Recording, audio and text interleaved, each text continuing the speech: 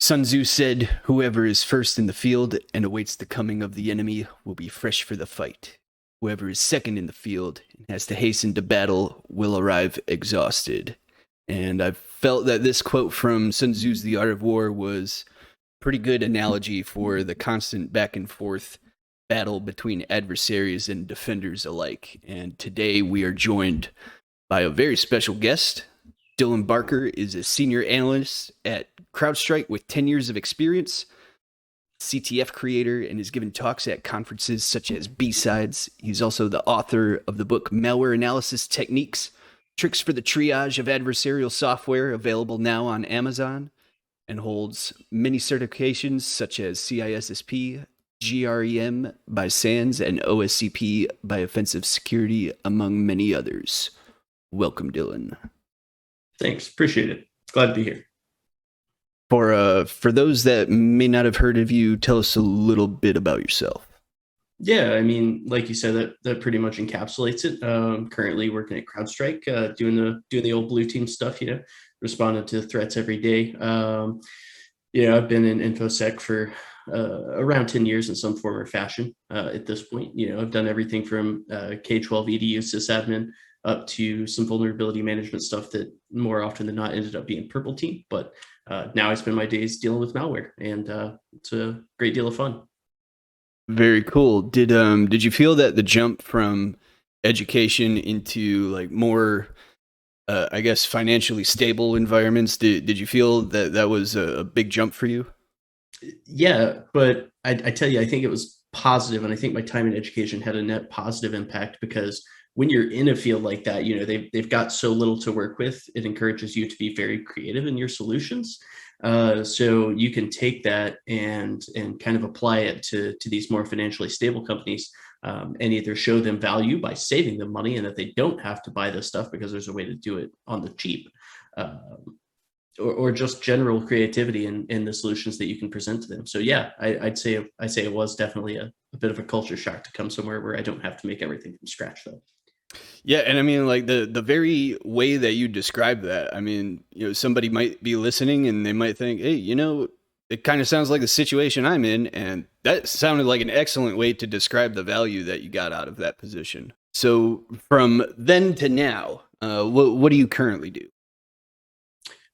So what I currently do is I basically wait and watch, and respond to real time threats across several different companies. They're quite large, and it could be anything from a very low level threat like, oh no, somebody opened up uTorrent, to holy crap, this guy just brute forced RDP and he's dropping ransomware and attempting to move laterally with WMIG. It could be anything like that. You never know what each day is going to bring necessarily. But it's just about being able to react to that very, very quickly, and kind of change the way the adversary is going to flow through the environment and impede them and impose that operational cost as much as possible.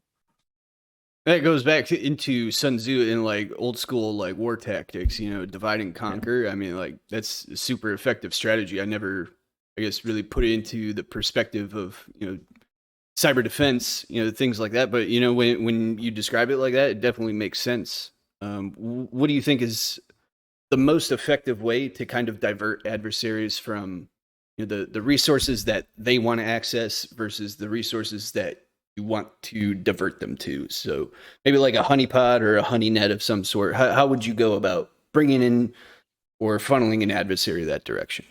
Yeah, I mean, that's not really so much what we do. I think if you wanted to do that, the best way to do that, if you want to operate a honeypot, just open RDP, man. Like, there you go. They'll be on there soon. As far as, impeding or annoying them, I think the best way to do that, is, and this can be done at an AD level. You don't have to have an EDR for this. Like, block their hashes, rip a network cable out, just anything to piss them off and make their day a little bit harder is great. Log into the box, kill their RDP session, reset their credentials, whatever it takes to annoy them. Trolling never ends in infosec, both That's for right. good guys and bad guys. That's right. So for someone completely brand new, knows absolutely nothing about what you do, what's at a high level, things that you, or I guess things that you like to do, maybe incidents that you like to address, and how does what you do fit into an organization's overall cybersecurity strategy? Sure. So the things that I like to do, the incidents that I like to respond to, there are a couple of different ones, right? Like a user could just be downloading some unique phishing or strain of malware or something like that, and taking that from where you get it out here and the detection fires all the way back, and then just taking that code out of there, reversing it, seeing what it reaches out to, what it does to the system, what it downloads, and just looking at every single stage of that malware all the way back to when the user opened the attachment, and just doing that in reverse and getting a full picture of what the adversary is trying to accomplish there. That's one of my favorite things to do.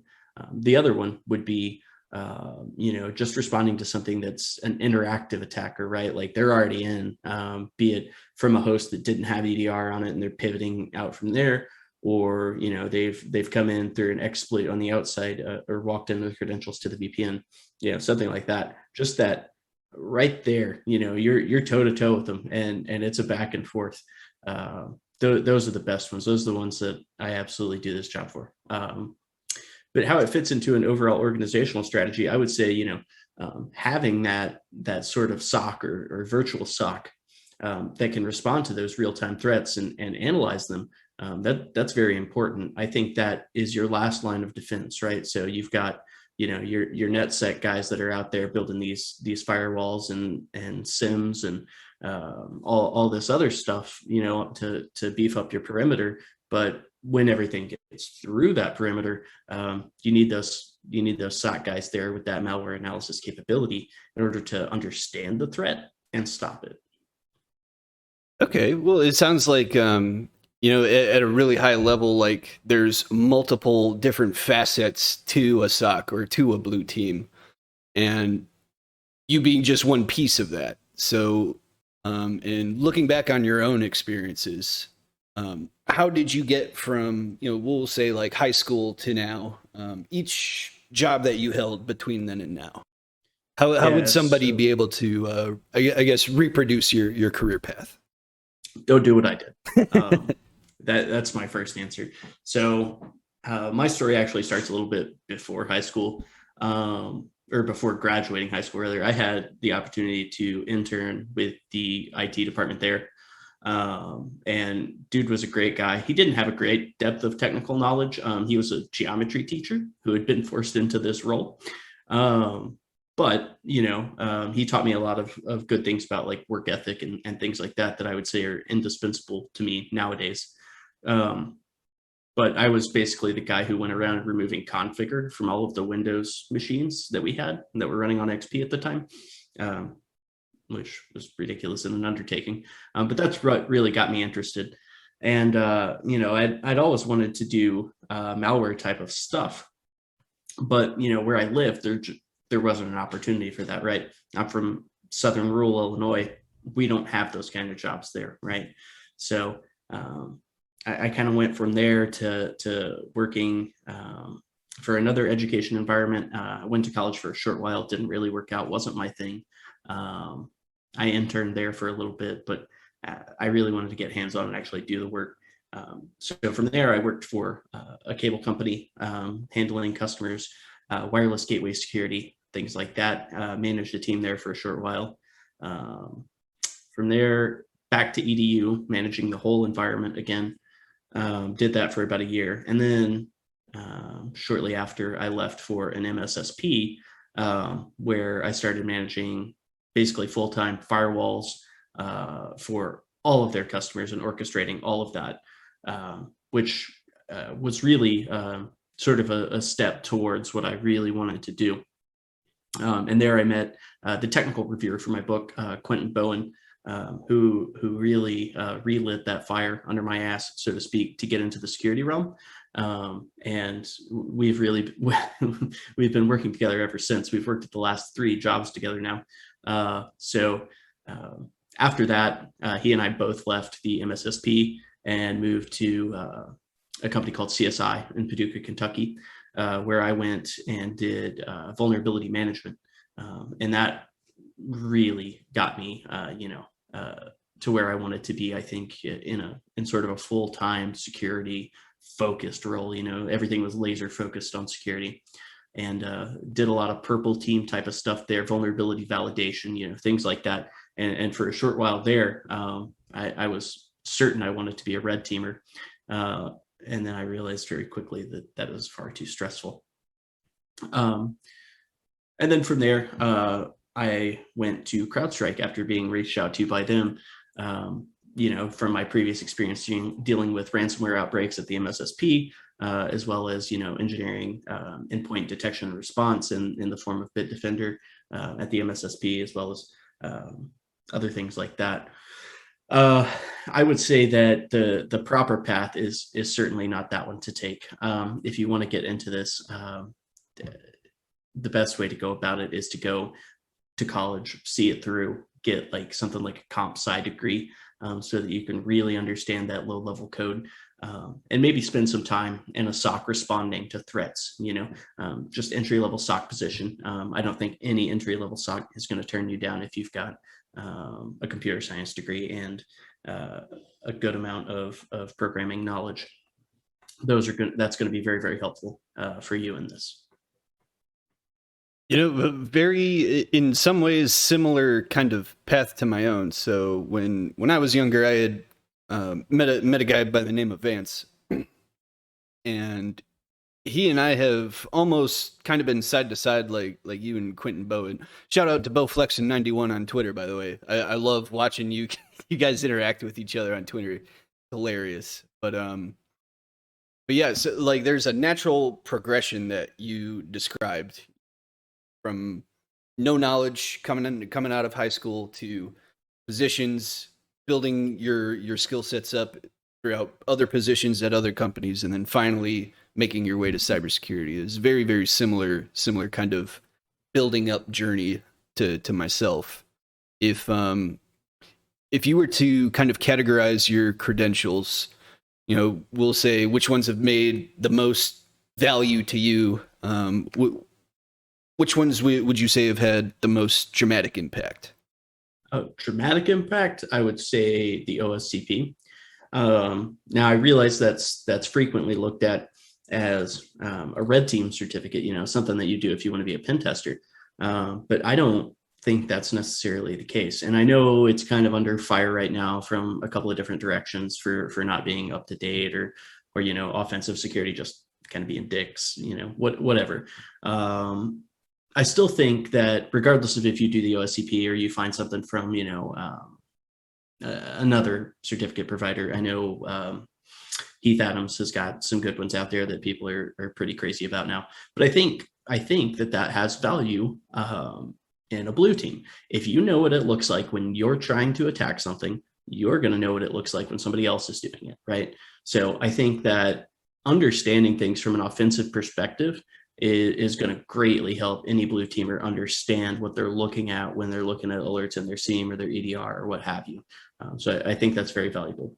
Secondary to that would probably be, a GRM or something like that. I realize those are kind of out of reach, and I certainly wouldn't buy it on my own. But if your company is willing to do that and get you that SANS training, go for it. It's valuable. And I'm a little curious because I know your skill set. I know you are very good, like not just on the defense side, but we've met each other at a conference, B-Sides conference before, and I know you're quite good on the offensive side too. I'm a little curious. What were the problems that you experienced? I know we had talked about it a little bit previously, but yeah. I'm curious to get your perspective on why you chose one direction versus the other. Well, I don't know. I can't really put words to it. I found red team to be very stressful. I don't know why that is. I think it's just a personal thing. I didn't get the same satisfaction out of it that I did from dissecting, somebody else's work and just saying, okay, now what are you trying to do here? And then just taking that piece by piece. And I certainly didn't get the same amount of satisfaction as I do, stopping a multi-million-dollar ransomware event, which frankly is a weekly occurrence here. So that would be why. It is just very high energy and very, very high pressure. And I'm at the point in my life where I didn't really want that. Kind of trying to settle down, start a family, that sort of thing. And the high pressure, high stress just didn't really sit right with me. And I think that's a perfectly reasonable reason to not want to pursue that. And I mean, like, everybody has different goals. So I mean, Yeah. yes, the red side is sexy, but I mean, like, there's a lot to like about defense too. I mean, Yeah. likewise with you, I had a position in vulnerability management previously, and I wouldn't have traded that experience for anything. Like, it was awesome. Yeah. Um, Totally agree. for the analytical process that you go through. There's a couple of different methodologies. You got static analysis, you have dynamic analysis.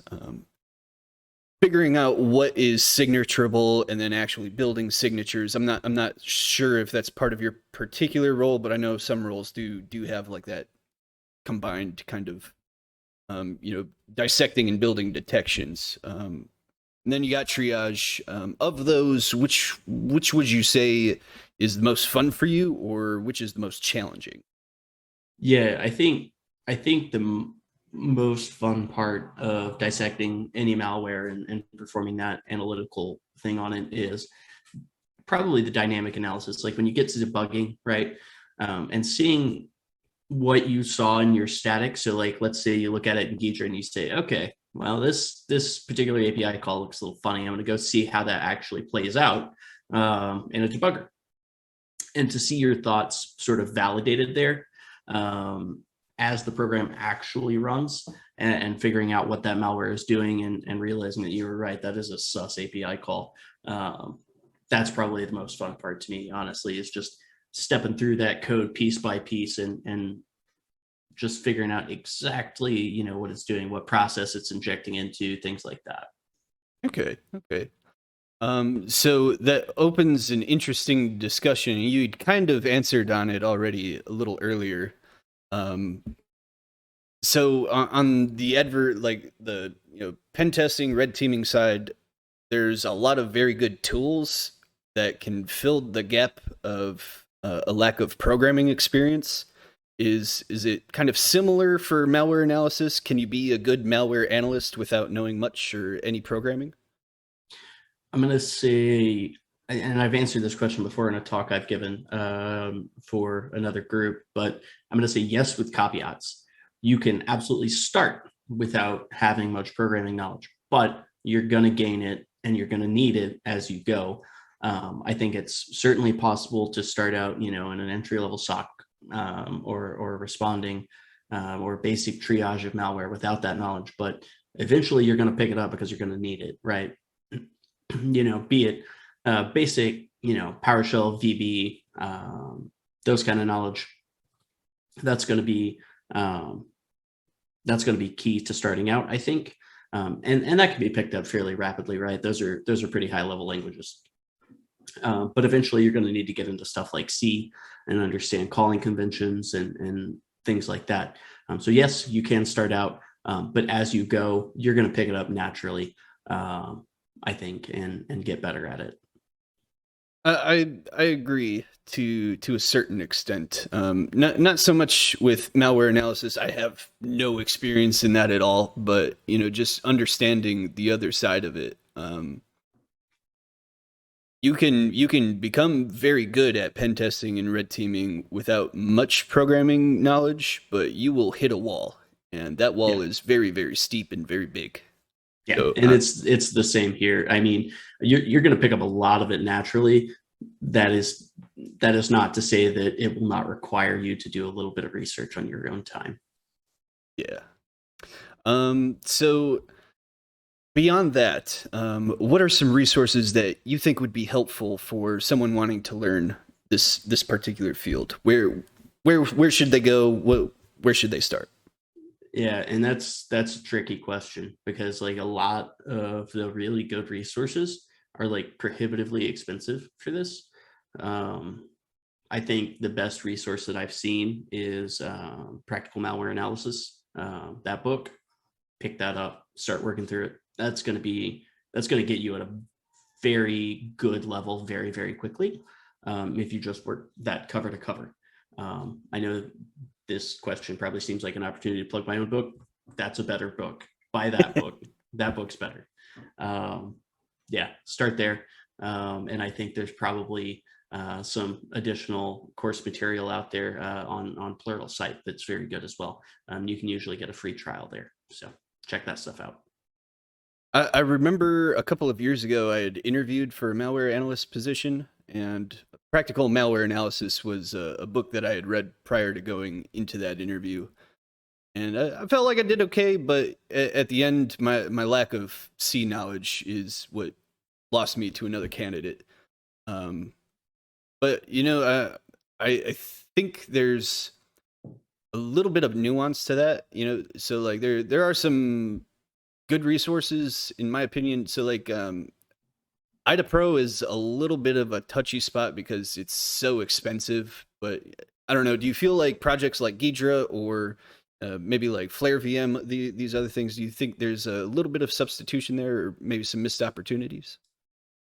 Full disclosure, I don't like working in IDA. I really don't. I've got to get better at it, but my tool of choice is Ghidra. I think it's a great tool. It can't do everything IDA can, but it's good enough by and large for most applications. So I think Flare is good. I think it's better to build your own VM if you're going to do it. You'll probably, you can start with Flare, see what you're missing, see what tools you like and which tools you don't even use, and build your own VM that's a little less bloated, so to speak. But I think Ghidra's fine, especially for just starting out. It's slow because it's written in Java, and Java's terrible. But it's perfectly fine for somebody learning, and I still like it myself. So Well, that's super cool. Beyond that, so let's talk about the meat and potatoes of what I'm sure myself and everybody else is curious about. So your interview was personally requested, and when I got it, I was like, "Yo, Dylan Barker, yes, easiest yes ever." So, authoring a book, I imagine, is very, very big project to take on. Kind of, what was like the origin story behind the book? Because I understand Practical Malware Analysis it's a very good book, but I wouldn't be surprised if it was showing its age either. I mean, frankly, malware doesn't change a lot. I mean, it does, right? But like a lot of the techniques are the same or similar to what they've been. The origin story of my book is actually not very interesting, not at all. So the guys at Pact reached out to me on LinkedIn, and I was like, "Yeah, sure, I'll do that." So initially they wanted like a cookbook of some sort, so like small snippets of code for malware analysis. And I was just like, "Well, that sounds kind of boring. How about I do this 200-page monster instead?" And then I hated myself for the next year because it was quite an undertaking. It took a long time, and the technical review process and the back and forth with the publisher definitely took a long time. But the origin of it's quite boring. Somebody just reached out and asked me to do it, and I did. They're just like, "Hey, write a book." Yeah, okay, and yeah, no I'm big just deal. one of those people who can't say no, so It's just like, actually, yeah. You know what? I didn't consider it before, but you know what? We're gonna write a book. Yeah, why not? That's awesome. For the actual like book writing process, was there, I guess, like any research or anything about malware in general, or maybe something about the field or the analytical process that kind of maybe surprised you or was new? Yeah, I mean, I was familiar with all of it to a degree. I think the things that surprised me were like the broad availability of these automated sandboxing tools. And I had to really narrow down which ones I wanted to focus on, and kind of pointing out the weaknesses of them, and the benefits of them. But not only that, but I think the broad availability of tools in general, and having to narrow that down to a subset of what's really going to be most helpful to the analyst, because there are a million tools out there that are going to help you with this stuff, and it's almost impossible to narrow it down just to the few that are mentioned in this book. So I think those were probably the biggest highlights there. One thing that I can say for sure that I love about your book, so it's both easy to read and it's detailed at the same time, which is I imagine not easy to do, because I've read a substantial amount of technical writings over the years, and fluff is a big problem in technical books, and yours has very little from what I've read so far. There's lots, I'll even like you see, like it's laid out just fine. Like all of the right details are in there. Someone who has very little working experience in malware analysis, like myself, um, very very easy for me to kind of digest the information that's in the book. So I would like to give you a congratulations on this, because very very good work. Appreciate that. I'll credit that to my vulnerability management role in having to explain exploits to people.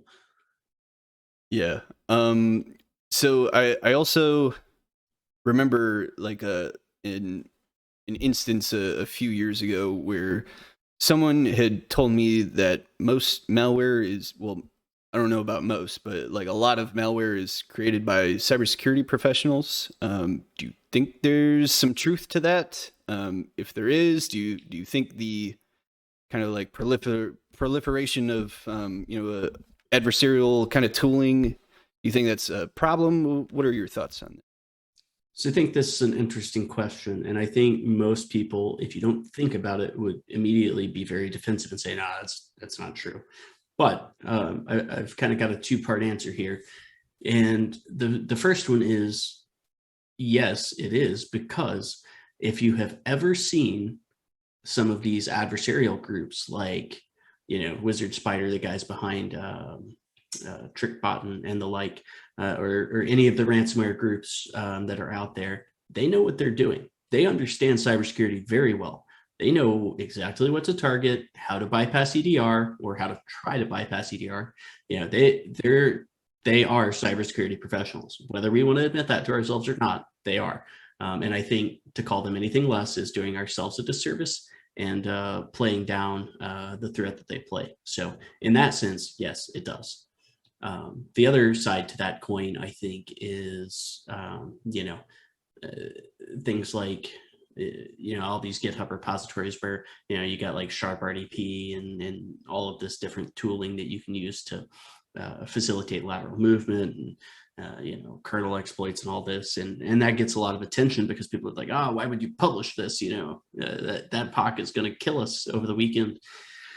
But I think the question that we have to ask ourselves is, does that do more harm than good? And the answer I have to that is no, broadly.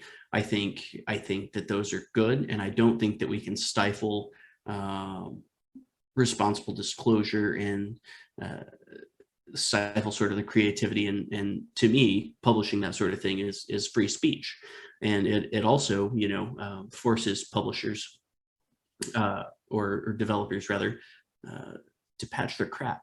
And I don't necessarily think that that's a bad thing. There's another part to that where tooling like Cobalt Strike has become absolutely friggin' ubiquitous in attacks. And I think when you get to that point, that does make things a little bit more difficult. And that's probably one of those cases where I would say it's probably doing more harm than good at this point. It's definitely enabling some bad guys, but by and large, I think that the ability to publish publish the code that we want is more beneficial than it is negative. Interesting question, though.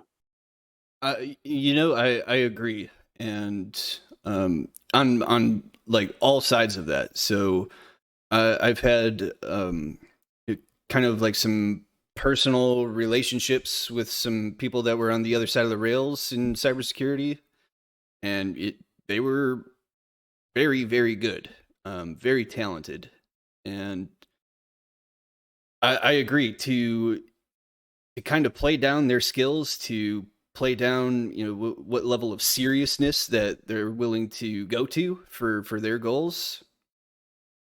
I mean, you're only holding yourself back.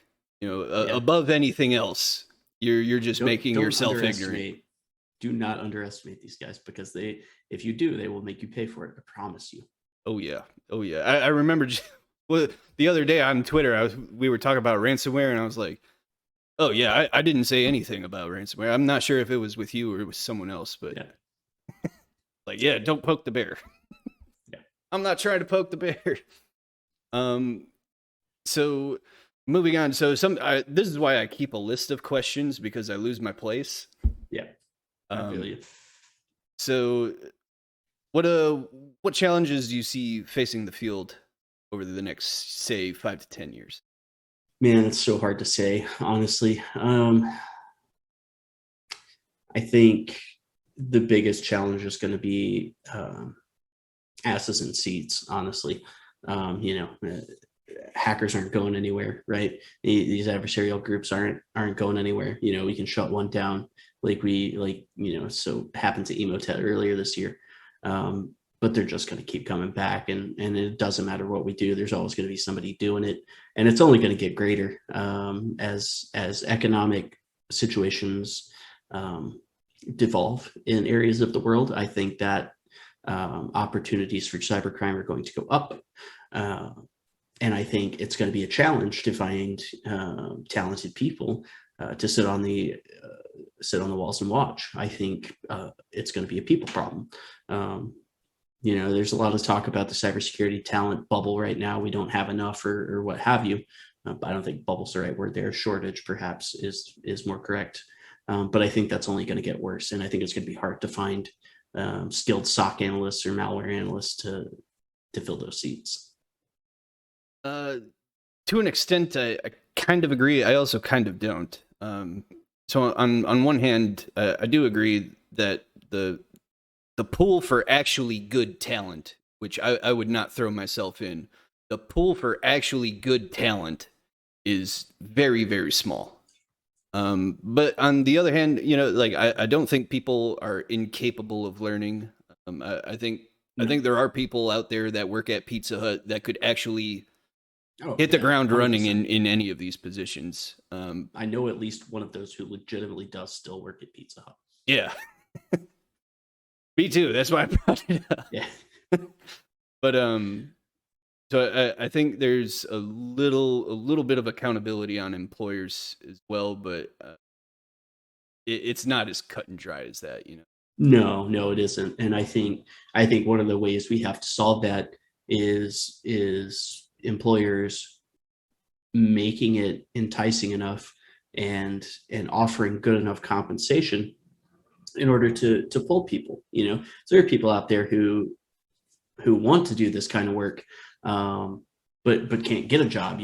They've got to, employers have to provide that training, I think, or be willing to hire entry level people and train them up, and offer reasonable compensation to entry level people. I don't think that's done enough. I think where I work now, CrowdStrike, I think they do a fantastic job of that. We've constantly got interns coming in even, and they do a great job at that. And I think more places need to do that and take that tack. I think so too. So kind of bringing this a little bit towards a close, before asking what's next for you, do you have any final thoughts for, maybe people wanting to pursue their first job, or maybe they're already in their job and they want to go more senior? What advice do you have for your fellow colleagues? Yeah, I would just say, maintain that passion. Don't burn yourself out. There's a line between passion and burning yourself out. Maintain that line. Be careful. Take breaks when you need to, but just never stop with being willing to learn. Just go out there and study the things that are interesting to you, the things that really make you go, that is super awesome. Because that's what I've done to this point, right? If I find something I like, I just go out there and study the hell out of it until I totally understand it, or at least understand it well enough that I feel like I've got a good grasp on it, and then I move on to the next thing. So just be passionate, be willing to learn, be willing to put in that work, and don't burn yourself out. That's a interesting one. So between people and the actual job, which would you say actually burns you out? I guess faster. um, For me, it's definitely people. yeah, I mean, it depends, right? Like it depends on where you work and the people that you have to interface with. Luckily, I don't interface with a great deal of people in my current role. But I mean, it can definitely be the job. There are jobs out there where shit's always going sideways, and you're working 60, 70 hours a week. Um, it just depends on the role, man. It really does. You could be a network engineer and be stressed to the max because you've always got somebody's stuff going down, and that'd be nobody's fault but the ISPs. So I think the answer differs. I agree. So, what is next for you? Do you have any speaking engagements, maybe any personal projects or things that you're doing with your platform, your social media? What's coming up next for you? What can the viewer base get excited about? They're like, yes, let's freaking go, Dylan Barker. Yeah. So next, like real soon, on tentatively August 7th, I'll be doing a workshop with Quentin Bowen at DEF CON in the Blue Team Village. And then after that, we'll be hosting a CTF with cash prizes for malware analysis. So definitely check that out if you're interested in malware analysis at all. And you get a chance to win, $300 if you want. So that is next for us. We're still getting that together. Should be a lot of fun. If you have any interest in that, I highly recommend signing up. After that, I'm just going to keep posting stuff on YouTube right now. I've been talking with a couple of people about maybe releasing a course on a publishing platform for malware analysis, currently just static binary analysis. I'll be sure and let everybody know if that comes to fruition. But yeah, those are what I'm going to be up to for now. Very cool, man. Well, I wish you the best of luck with all of those endeavors. And once again, I really appreciate your time. I know you're very busy today. Where can people find you and reach out to you? Yeah, I can be found on Twitter. I'm HBRH_314 there, I think. Long story behind that, don't ask. I'm also on LinkedIn. I know that platform gets a lot of back and forth, but I'm also on there, so you can reach me there. I pay attention to that. Also on YouTube as Malware Aficionado. Feel free to hit me up there. Got any suggestions, shoot me a message. I'd be happy to make a video for you. Well, once again, thank you so much for your time, Dylan. And links for those will be in the description below. Once again, really appreciate your time. And ladies and gentlemen, especially if you're a pen tester or a red teamer, get this book. I promise it will give you some very cool ideas. Appreciate it, man. Thanks a lot. Thank you very much.